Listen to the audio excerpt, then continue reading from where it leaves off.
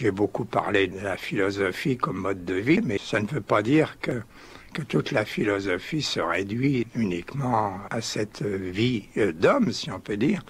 Elle suppose aussi un discours philosophique.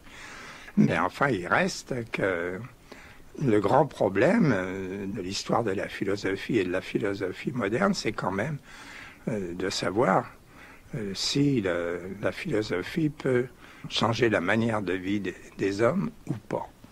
Je pense qu'il y a une sorte de déviation assez répandue de la philosophie.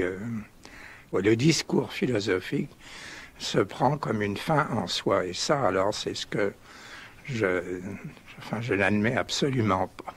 Des gens qui traitent de problèmes philosophiques, mais d'une manière épidictique, comme on disait en grec, c'est-à-dire pour se faire valoir. Et évidemment, ça, c'est le contraire, me semble-t-il, de la philosophie.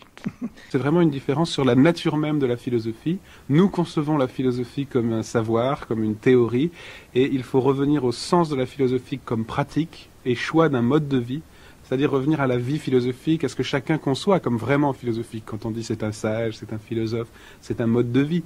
Et je pense qu'on accède à la philosophie d'abord à travers cette possibilité interne de se transformer soi-même à travers la philosophie.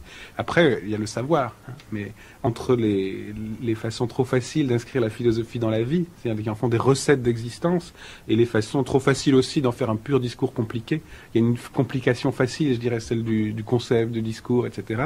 Il y a la vraie difficulté qui est de faire de la philosophie une vraie forme de vie, de la penser comme pratique où le discours a sa place, mais qui n'est pas la conséquence d'un discours, mais au contraire l'appel à un certain discours, qui peut faire 3 mots, la sentence, rien de trop, mais il faut en quelque sorte l'incarner à chaque instant soi-même, et c'est évidemment ce qu'il y a de plus difficile, parce qu'il faut revenir en deçà et au-delà des textes.